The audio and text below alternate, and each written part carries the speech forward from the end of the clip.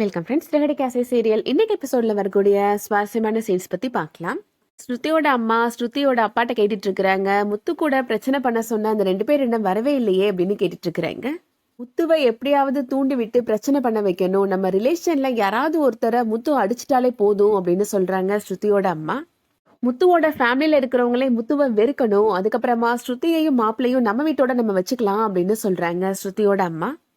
பிளான்லாம் நல்லா தான் இருக்கு, இதெல்லாம் நடக்குமா அப்படின்னு ஸ்ருதியோட அப்பா கேட்டுட்டு இருக்கிறாரு. அதெல்லாம் கண்டிப்பா நடக்கும் அப்படின்னு ரொம்ப நம்பிக்கையா சொல்றாங்க ஸ்ருதியோட அம்மா. இதுக்கிடையில முத்து யார்கிட்டயுமே பேசாம ரொம்ப அமைதியாவே உட்காந்துட்டு இருக்கிறாரு. என்னப்பா முத்து, முன்னாடிலாம் கலகலன்னு பேசுவ, இப்ப பேசவே மாட்டேன்ற அப்படின்னு முத்து கூட பேசுறவர் கேட்கிறாரு. மீனா சொல்றாங்க, இந்த ஃபங்க்ஷன் நல்லபடியா நடக்கணும்னு இவர் மௌன விரதம் இருக்கிறாரு அப்படின்னு சொல்றாங்க. என்னை பார்த்தா உனக்கு அவ்வளவு ஜாலியா இருக்குல்ல அப்படின்னு முத்து கேட்டுட்டு இருக்கிறாரு. மாசத்துக்கு ஒரு நாளாவது மௌன விரதம் இருந்துச்சுன்னா நம்மளோட மன வலிமை அதிகமாகுமா அப்படின்ற மாதிரி சொல்லிட்டு இருக்கிறாங்க மீனா. விட்டா எப்போதுமே பேசாம இருக்கணும்னு சொல்லுவ போல அப்படின்னு கேட்டுட்டு இருக்கிறாரு முத்து. அது உங்களோட விருப்பங்க அப்படின்னு சொல்லி கலாய்க்கிறாங்க மீனா. இதுக்கிடையில ஸ்ருதியோட ஃப்ரெண்ட்ஸ் எல்லாம் ஸ்ருதிட்ட நிறைய ஜுவல்ஸ் கொடுத்து போட சொல்லிட்டு இருக்கிறாங்க. இன்னைக்கு உனக்கும் உன்னோட ஹஸ்பண்டோட அண்ணன் ஒய்ஃபுக்கும் ஒரே நேரத்துல ஃபங்க்ஷன் நடக்க போதில்ல அப்படின்னு சொல்றாங்க. 2 பேர்ல யார் அதிகமா நகை போட்டுக்கிறீங்களோ அவங்கள தானே வந்தவங்க எல்லாம் பாப்பாங்க, அதானே உனக்கும் பெருமையா இருக்கும் அப்படின்னு சொல்றாங்க. நகையை வச்சிலாமா ரேங்கிங் பண்ணுவாங்க அப்படின்ற மாதிரி சுத்தி கேட்டுட்டு இருக்கிறாங்க. இன்னைக்கு தாண்டி நீ இந்த மாதிரி எல்லாம் அலங்காரம் பண்ணிக்க முடியும், அதுக்கப்புறமா உன்னோட வளகாப்புக்கு தான் இந்த மாதிரி பண்ணணும் அப்படின்னு ஸ்ருதியோட ஃப்ரெண்டு சொல்லிட்டு இருக்கிறாங்க. அது ஒரு 8 மாசத்துல வந்துருமா அப்படின்ற மாதிரி கேட்டுட்டு இருக்கிறாங்க. அது எப்ப வரும்னு சொன்னா நல்லா இருக்கும் அப்படின்ற மாதிரி ரவியுமே கேட்டுட்டு ரூம்குள்ள வராரு. நான் என்ன ஏதாவது திங்ஸே டிஸ்ட்ரிபியூட் பண்ண போறேன், டெலிவரி டேட் கேட்டுட்டு இருக்கிறேன் அப்படின்னு ஸ்ருதி கேட்டுட்டு இருக்கிறாங்க. ஸ்ருதியோட ஃப்ரெண்ட்ஸ் எல்லாருமே உனக்கு நாங்க ஜூஸ் எடுத்துட்டு வரோம் அப்படின்னு சொல்லிட்டு ரூமை விட்டு வெளியில போயிடுறாங்க. உண்மையிலே நீ ரொம்ப அழகா இருக்க ஸ்ருதி அப்படின்னு ரவி சொல்லிட்டு இருக்கிறாரு. இந்த புடவையும் நகையும் போட்டுக்கிட்டாதான் நான் அழகா இருப்பேனா, அப்ப நீ என்ன ஒரு ஆப்ஜெக்ட் மாதிரி தான் பாக்குறியா அப்படின்ற மாதிரி வம்பு பண்றாங்க ஸ்ருதி. ரவி சொல்லிட்டு இருக்கிறாரு, நீ என்ன இவ்ளோ ஜுவல் போட்டிருக்கிற, ஏதோ மொபைல் ஜுவல்லரி ஷாப் மாதிரி அப்படின்னு சொல்லிட்டு இருக்கிறாரு. இப்படிலாம் பார்த்தா உன்னை யாராவது கடத்திட்டு போயிருவாங்களோன்னு எனக்கு பயமா இருக்கு அப்படின்னு சொல்றாரு ரவி. அப்படிலாம் யாரும் என்னை கடத்திட்டுலாம் போக மாட்டாங்க அப்படின்னு ஸ்ருதி சொல்லிட்டு இருக்கிறாங்க. அப்படியே கடத்திட்டு போனாலும் உன்னை வச்சு சமாளிக்க முடியாம உடனே வந்து கொண்டு வந்து விட்டுட்டு போயிடுவான் அப்படின்ற மாதிரி நக்கலா பேசிட்டு இருக்கிறாரு ரவி. நான் என்ன உன்னை அவ்வளவா டார்ச்சர் பண்ணிட்டு இருக்கிறேன் அப்படின்னு கேட்டுட்டு இருக்கிறாங்க ஸ்ருதியுமே.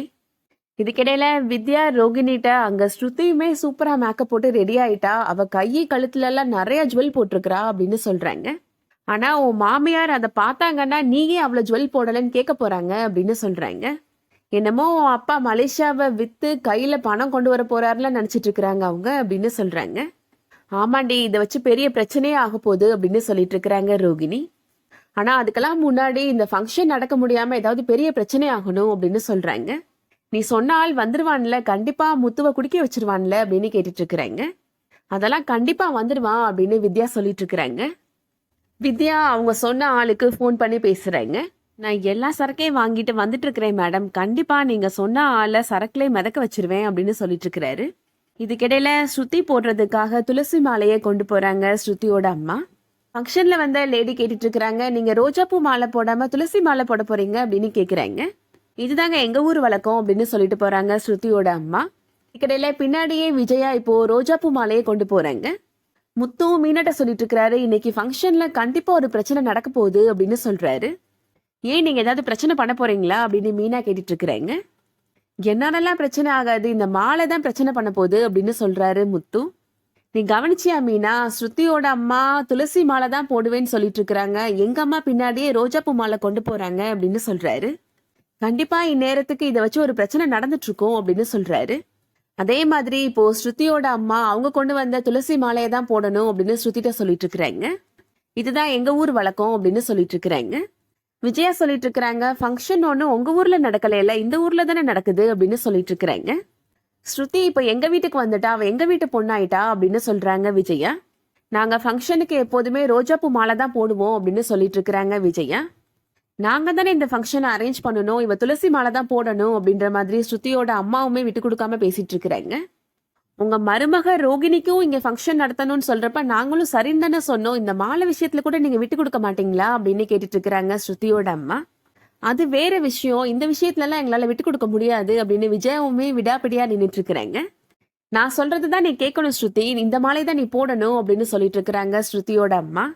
ஸ்ருதி நான் சொல்றது தான் கேட்பா அப்படின்னு விஜயாவுமே சொல்லிட்டு இருக்கிறாங்க. 2 பேரும் கொஞ்சம் அமைதியா இருங்க. நீங்க 2 பேரும் என்ன நினைச்சிட்டு இருக்கிறீங்க? என்ன நகைக்கடை பொம்மை மாதிரி நிக்க வச்சு சண்டை போட்டுட்டு இருக்கிறீங்க அப்படின்னு ஸ்ருதி கோபப்படுறாங்க. எந்த மாலை போடணும்னு நான் தான் டிசைட் பண்ணணும் அப்படின்னு சொல்றாங்க ஸ்ருதி. ஸ்ருதியோட அம்மாட்ட துளசி மாலை வாங்கி ஸ்ருதி போடுறாங்க.